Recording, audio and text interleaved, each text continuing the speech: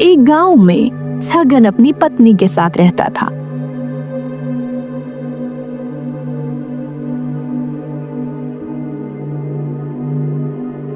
हे भगवान, आप मुझसे कौन से जन्म का बदला ले रहे हो? किसी के दादा परदादा जमीन जायदाद छोड़कर जाते हैं, किसी के सोना चांदी, लेकिन मेरे बाप दादा ने मेरे लिए इस नगीने को छोड़ा है जो दिन भर रंभाती रहती है, और इसकी आवाज सुनने के बदले मुझे क्या मिलता है?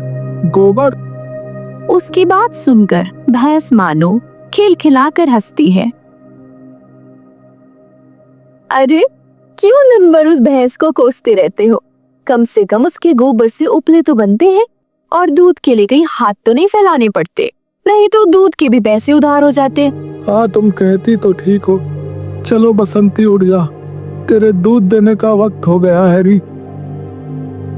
अरे तू दूध तो अच्छा भला देती है, लेकिन मेरे सर पर इतना कर्जा है कि मैं तुझे बता ही नहीं सकता रे। तभी छगन को महेश आता हुआ दिखाई देता है। छगन जल्दी से दौड़ा हुआ घर में चला जाता है। अरे क्या हुआ? महेश अगर मेरे बारे में पूछे तो तुम मुझसे कह देना कि मैं शहर गया हूँ और 2 दिन बाद आऊंगा। आज तो इस छगन से पैसे लेकर ही रहूंगा। हाँ, ए छगन, ए छगन, बाहर निकल, कहाँ मर गया? ए छगन। और जोर जोर से दरवाजा खटखटाता है। कहाँ मर गया? अरे भाई साहब, वो तो 2 दिन के लिए शहर गए हैं, आप 2 दिन बाद आना। अरे ये तो उसका रोज का बहाना हो गया है?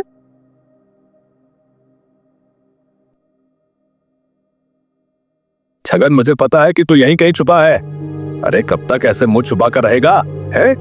आज आखिरी मौका दे रहा हूं। अगर तूने पैसे नहीं दिए ना, तो तेरा ये ना घर रहेगा और ना तेरी ये भैंस। और वहां से चला जाता है।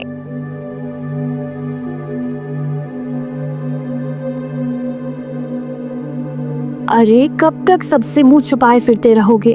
आज ये लोग घर में घुस आए हैं, कल को पता नहीं क्या करेंगे। अरे तो क्या करूं? इतना कर्जा कैसे चुकाऊं? न जाने मेरे दादा परदादा ने इसकी कौन सी जागीर ले ली थी जो ये हर रोज मुझसे पैसे मांगने आ जाता है। आसपास के गांव में तो पूछ पूछ कर थक गया, लेकिन कोई काम देने के लिए तैयार नहीं। तो शहर क्यों नहीं चले जाते?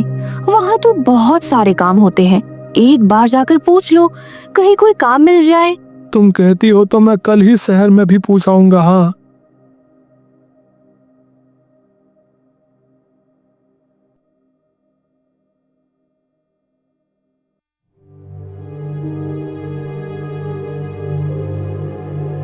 अगले दिन छगन शहर के लिए निकल जाता है और जगह जगह काम के बारे में पूछता है।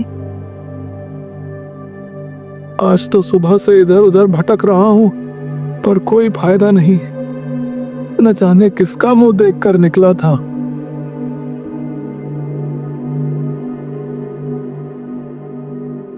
भाई, अगर तुम्हारी दुकान पर किसी आदमी की जरूरत हो तो बताना। नहीं, हमारे यहाँ आदमियों की तो भरमार पड़ी है, कोई आदमी नहीं चाहिए।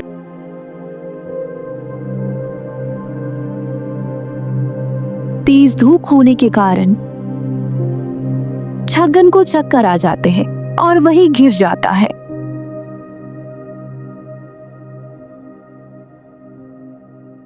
थोड़ी देर बाद छगन को थोड़ा ठीक लगने लगता है, तो वह सब वहां से चले जाते हैं।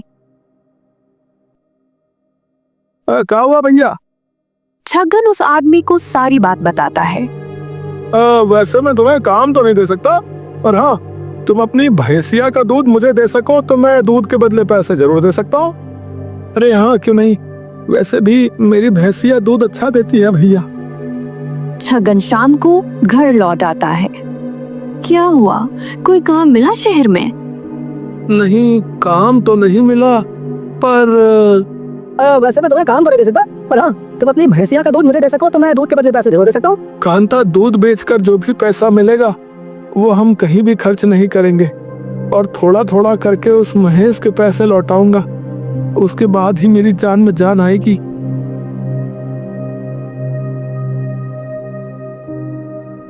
इधर महेश अपने साथियों के साथ।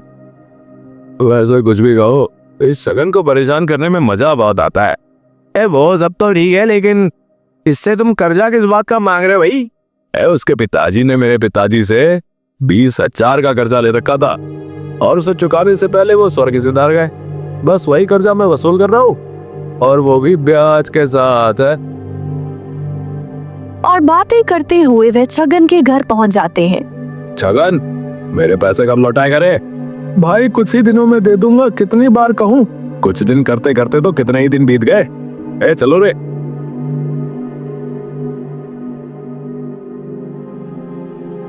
उसके कुछ आदमी मिलकर छगन के घर का सामान इधर उधर पटकने लगते हैं।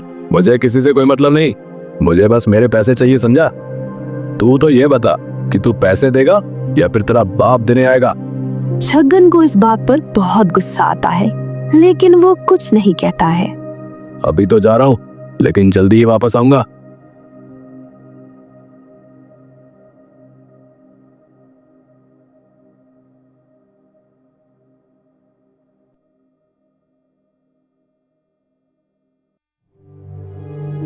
अगले दिन तो कांता, मैं दूध लेकर शहर जा रहा हूँ।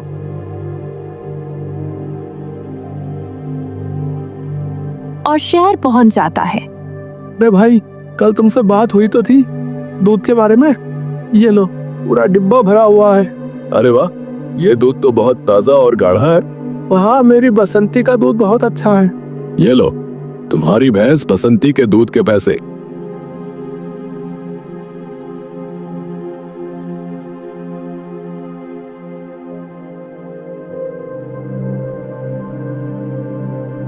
अरे सुनती हो? अरे कहाँ हो? यही हूँ, क्या हुआ?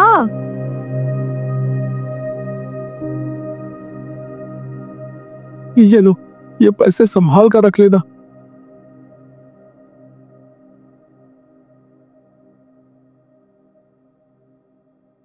छगन हर रोज दूध निकालकर शहर दे आता था, और अब मैं आसपास के लोगों का दूध भी शहर ले जाता था। एक दिन भाई, तुम्हें पता है, तुम्हारी बसंती के दूध की वजह से मेरी बिक्री और भी ज्यादा होने लगी है। और तो और ग्राहक भी बहुत खुश हैं। तुम दूध के अलावा और क्या क्या बेचते हो? अरे भाई, दूध से बनने वाली हर चीज बेचता हूँ, जैसे घी, दूध, मक्खन।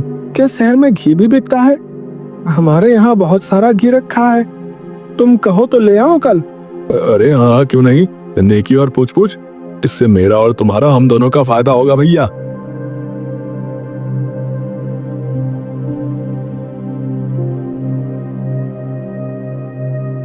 कांता, हमारे घर में जितना भी घी है एक डब्बे में भर के दे देना।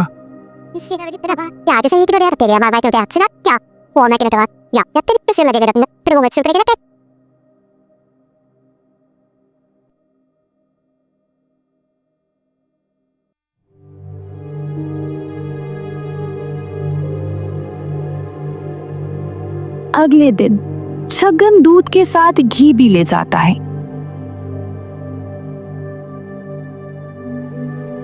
अरे सुरेश भाई, ये लो, ये आज का दूध और ये घी बिल्कुल शुद्ध है। अरे तुम्हारे यहाँ से कभी कोई चीज शुद्ध आई है भैया जो घी अशुद्ध होगा? ये लो पैसे। अरे आज तो सारे पैसे महेश के मुंह पर मारूंगा। हाँ,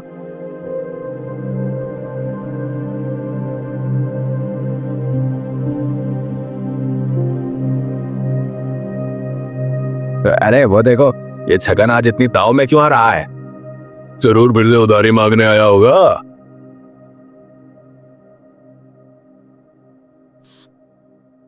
ये लो तुम्हारे पैसे। जानता हूँ कि इतने काफी नहीं, लेकिन अभी इतने रखो, कुछ दिनों में बाकी के पैसे भी लौटा दूंगा। और वहां से चला जाता है। महेश और उसके साथी हक्के बक्के रह जाते हैं। ये छगन के पास अचानक इतने पैसे कहाँ से आ गए? कुछ तो गड़बड़ है। बबलू, रतन, तुम दोनों इस पर नजर रखो कि आजकल ये कर क्या रहा है। आसपास के गांव वालों को तो मैंने इसे काम देने से मना कर दिया था, वो सब मेरी बात नहीं टाल सकते। अगले दिन बबलू और रतन दोनों जाकर उस पर नजर रखते हैं और महेश को सारी बात बताते हैं। क्या? नहीं, ये इतनी जल्दी मेरा कर्जा नहीं उतार सकता। सरकार, मैं तो कहता हूँ इसके दूध में जमाल गोटा मिला देते हैं, फिर कोई भी इसका दूध नहीं खरीदेगा। चुप कर बेवकूफ, हमेशा छोटा ही सोचता रहता है। हमें तो बीमारी की जड़ ही खत्म करनी है।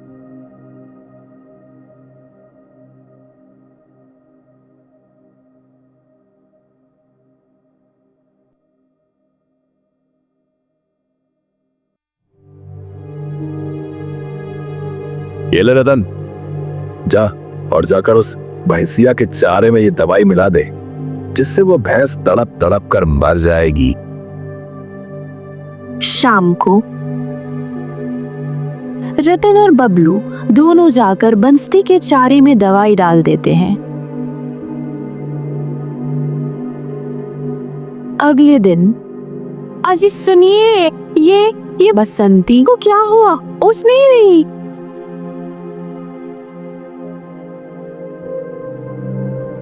छगन उसे जैसे तैसे उठाने की कोशिश करता है और कुछ दिनों तक उसकी बहुत सेवा करता है, लेकिन उसको नहीं बचा पाए।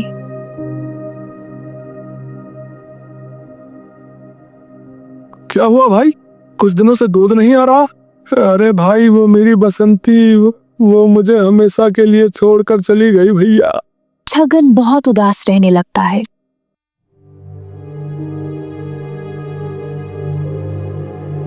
अरे और रतन, सुना है छगन की बसंती स्वर्ग से दार गई?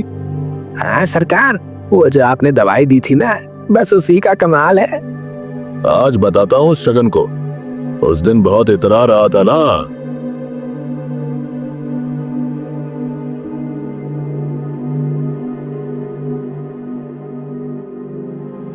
छगन, अरे ओ छगन, बाहर निकल। छगन एक कोने में उदास बैठा हुआ था। महेश की आवाज सुनकर छगन बाहर निकल जाता है और साथ में कांता भी। छगन, मेरा उधार कब चुकाएगा? अब काफी दिन हो गए हैं। उस दिन तो तू बड़े ताव से कह रहा था कि कुछ ही दिनों में मेरा सारा उधार चुका देगा। अरे कब तक चुका रहा मेरा उधार? वो महेश, दरअसल बात ऐसी है कि मेरी बसंती का स्वर्गवास हो गया है, जिस वजह से मैं दूध भी नहीं ले जा पा रहा और गांव के सारे लोगों ने भी मुझे दूध देना बंद कर दिया। तो मैं अभी तो तुम्हारा उधार नहीं चुका सकता। मैं तुम्हारे हाथ जोड़ता हूँ, मुझे कुछ दिनों की और मोहलत दे दो। मोहलत? और तुम्हें? अरे कभी नहीं। अरे इतने दिन हो गए, इतने दिनों में तो ब्याज कितने से कितना हो जाता है। लेकिन अब तुम ही बताओ, मैं क्या करूं? कहां से लाऊं तुम्हारा उधार? मेरे पास कोई कमाई का जरिया नहीं है और जो था वो भी चला गया। एक उपाय है, ये जो तेरा घर है ना, वो मेरे नाम कर दे। और वैसे उधार तो तब भी नहीं चुकेगा, लेकिन हाँ, एक और काम कर सकते हैं। तुम मेरे यहाँ नौकर बन जाओ और जब तक उधारी ना चुके तब तक मेरे यहाँ काम करते रहो। नहीं नहीं महेश, अरे थोड़ा तो रहम करो। अगर मैंने तुम्हें घर दे दिया तो हम कहाँ जाएंगे? और वैसे भी ये घर हमारे दादाजी ने मेरे पिताजी को दिया था। ये उनकी आखिरी निशानी है। ये घर मैं तुम्हारे नाम नहीं कर सकता। क्या? घर मेरे नाम नहीं कर सकता है? फिर अपने दो आदमियों को इशारा करता है। उसके एक इशारे पर दोनों आदमी घर का सामान उठा उठा कर फेंक देते हैं। अरे रुक जाओ, अरे रुक जाओ महेश, अरे ये क्या कर रहे हो तुम? मेरे पास जायदाद के नाम पर अब बस ये घर ही बचा है। कम से कम इसे तो मुझसे मत छीनो। क्या है ना, ये तो मेरा ही है। वो तो मेरे पिताजी ने तुम्हारे पिताजी को दान दिया था और बस वही मैं तुमसे वापस ले रहा हूँ। अब ये घर मेरा है, सिर्फ और सिर्फ मेरा। और अगर तुम्हें नौकरी चाहिए तो तुम मेरे यहाँ नौकरी कर सकते हो। इससे कम से कम तुम्हारा घर तो चली जाएगा। अरे महेश, तुझ में बिल्कुल भी दया नाम की चीज नहीं है क्या? देखना, एक दिन भगवान तुझे तेरे कर्मों की सजा जरूर देगा। अरे चाचा, मेरे सामने अपने कर्मों की पीपड़ी बजाना बंद कर और हाँ, आ जाना कल से काम पर। और हंसता हुआ वहां से चला जाता है।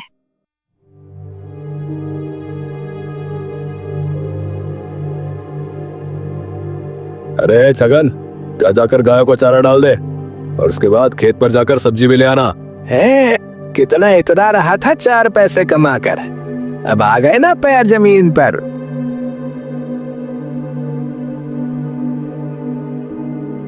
इसकी पूरी जिंदगी भी कम पड़ेगी लेकिन मेरा कर्जा नहीं उतरेगा। वैसे कुछ भी कहो, मजा तो बहुत आ रहा है इसे परेशान करने में।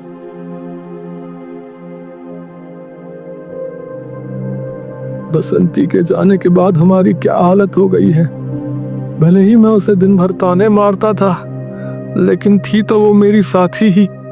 मैं चाहकर भी उसे नहीं भुला पा रहा हूँ। बसंती के होने से हमारा दूध का धंधा अच्छा चलने लग गया था, लेकिन अब तो दूसरों के यहाँ काम करके गुजारा करना पड़ता है। अच्छा ठीक है, मैं अभी महेश के यहाँ जाता हूँ, नहीं तो फिर से बवाल मचा देगा। छगन जैसे ही घर से बाहर निकलता है, उसे सामने एक बूढ़ा आदमी बेहोश पड़ा हुआ दिखाई देता है। अरे कांता, ये देखो कौन है, कौन है?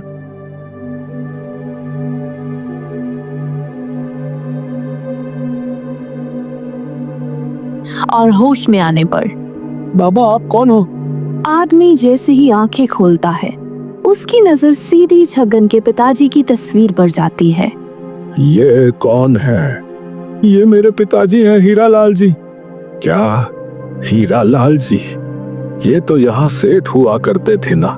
हाँ, लेकिन मेरे दादा ने हमारे हिस्से सिर्फ एक भैंस दी और एक छोटा सा घर दिया था, और ताऊ जी के हिस्से पूरी हवेली कर दी, और इस वजह से आज हम यहाँ हैं। नहीं नहीं, ये झूठ है।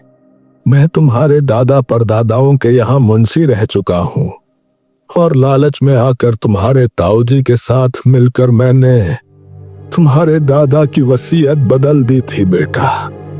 उनकी वसीयत के अनुसार उनके छोटे बेटे को हवेली मिलनी थी, और बड़े बेटे के हिस्से उनका छोटा सा घर और एक भैंस थी, क्योंकि बड़ा बेटा अय्याश था और उन्हें डर था कि वो उनकी जमीन ठीक से नहीं संभाल पाएगा। लेकिन तुम्हारे ताऊ जी ने मुझे पैसों का लालच देकर हवेली अपने नाम करवा ली बेटा। मुझे माफ कर दो। कांता और छगन दोनों हैरान हो जाते हैं और एक दूसरे की तरफ देखते हैं। ये देखो, ये रही उनकी असली वसीयत। मुझे अपने किए का पछतावा हो रहा है, और मुझे अपने किए की सजा मिल चुकी है, इसलिए मैं प्रायश्चित करने यहाँ पर आया था बेटा।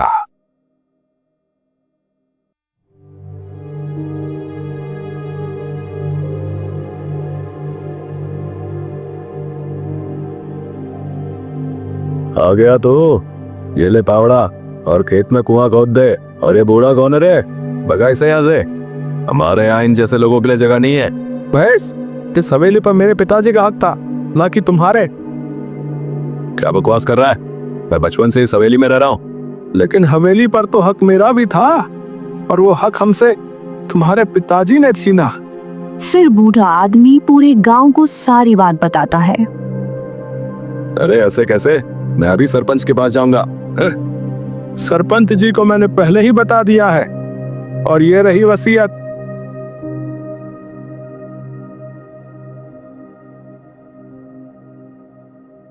नहीं, ये नहीं हो सकता। ये हवेली मेरी है। हाँ। अभी सरपंच वहां पहुंच जाता है।